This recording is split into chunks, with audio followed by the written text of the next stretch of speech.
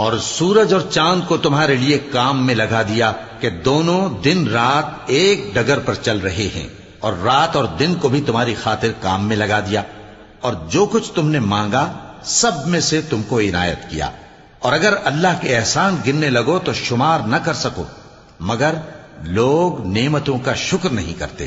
کچھ شک نہیں کہ انسان بڑا بے انصاف ہے، ناشکرا ہے۔ اور جب ابراہیم نے دعا کی کہ اے میرے پروردگار، اس شہر کو لوگوں کے لیے امن کی جگہ بنا دے، اور مجھے اور میری اولاد کو اس بات سے کہ بتوں کی پرستش کرنے لگیں بچائے رکھیو۔ اے پروردگار، انہوں نے بہت سے لوگوں کو گمراہ کیا ہے، سو جس شخص نے میرا کہا مانا وہ میرا ہے، اور جس نے میری نافرمانی کی تو تو بخشنے والا ہے، مہربان ہے۔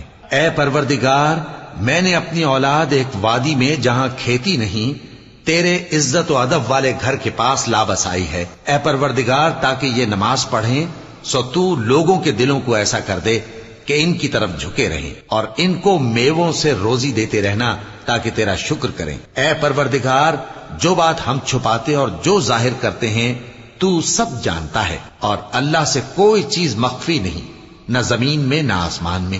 اللہ کا شکر ہے جس نے مجھ کو بڑی عمر میں اسماعیل اور اسحاق بخشے، بے شک میرا پروردگار دعا سننے والا ہے۔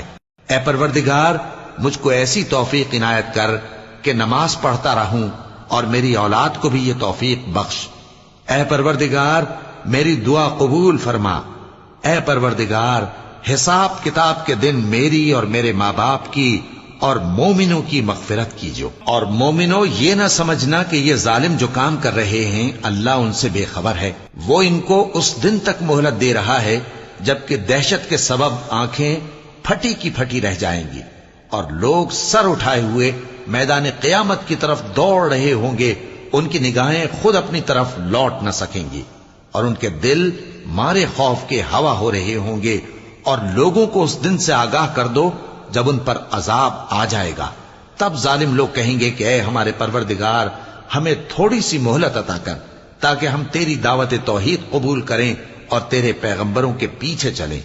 تو جواب ملے گا، کیا تم پہلے قسمیں نہیں کھایا کرتے تھے کہ تم کو اس حال سے جس میں تم ہو زوال نہیں ہوگا؟ اور جو لوگ اپنے آپ پر ظلم کرتے تھے تم ان کے مکانوں میں رہتے تھے، اور تم پر ظاہر ہو چکا تھا کہ ہم نے ان لوگوں کے ساتھ کس طرح کا معاملہ کیا تھا، اور تمہارے سمجھانے کے لیے مثالیں بیان کر دی تھیں۔